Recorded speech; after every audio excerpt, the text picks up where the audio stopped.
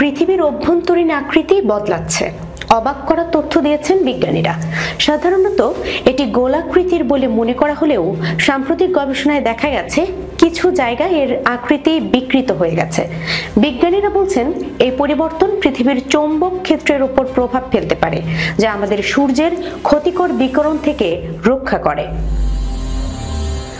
যুক্তরাষ্ট্রের southern California ইউনিভার্সিটির অধ্যাপক জন ভিদালের নেতৃত্বে একটি গবেষণা উঠে এসেছে গত 20 বছরে পৃথিবীর ইনার কোরে পরিবর্তন এসেছে।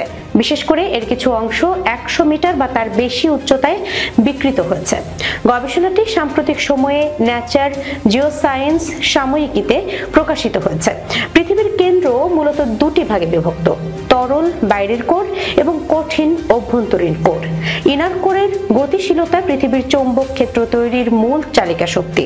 যদি এটি থেমে যায় তাহলে পৃথিবীও মঙ্গল গ্রহের মতো প্রাণহীন হয়ে পড়তে পারে। ইনার কোর পৃথিবীর অন্যান্য অংশের তুলনায় স্বতন্ত্রভাবে ঘোরে, তবে গবেষকরা দেখেছেন 2010 সালের দিকে এটি পৃথিবীর ঘূর্ণনের তুলনায় ধীর হয়ে যায়, পরে আবার গতি বাড়িয়েছে। বিজ্ঞানীরা সরাসরি পৃথিবীর কোরে পৌঁছাতে পারেন না, কারণ এটি প্রায় 4000 মাইল গভীরে অবস্থিত। তাই ভূমিকম্পের ফলে তৈরি হওয়া শকওয়েভ বা ভূকম্পন তরঙ্গ বিশ্লেষণ করেই তারা ইনার কোরের পরিবর্তন সম্পর্কে ধারণা পান। 1991 থেকে 2023 সালের মধ্যে একই জায়গায় সংঘটিত ভূমিকম্পের তথ্য বিশ্লেষণ করে বিজ্ঞানীরা কোরের আকৃতি পরিবর্তনের প্রমাণ পেয়েছেন। গবেষকদের মতে বাইরের কোরের তরল প্রবাহ এবং অসমান মধ্যাকর্ষণ টানের কারণেই ইনার কোরের আকৃতি বিকৃত হতে পারে।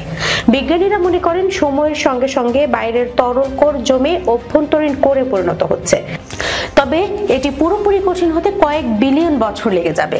এর আগেই পৃথিবী হয়তো সূর্যের তাপে বিলীন হয়ে যাবে।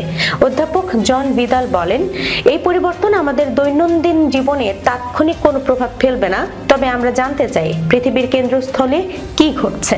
তিনি আরো জানান, পৃথিবীর চৌম্বক ক্ষেত্র বিভিন্ন সময় আকস্মিক পরিবর্তনের শিকার হয়েছে। এটি ইনার কোরের বিকৃতির সঙ্গে সম্পর্কিত কিনা তা জানতে আরো গবেষণা প্রয়োজন। তবে তিনি আশ্বস্ত করে বলেন, এটি পৃথিবীর কোর থেমে যাচ্ছে বলে ভাবার কোনো কারণ নেই। বিজ্ঞানের জগতে নতুন তথ্য সব সময় আমাদের দৃষ্টিভঙ্গি বদলায়।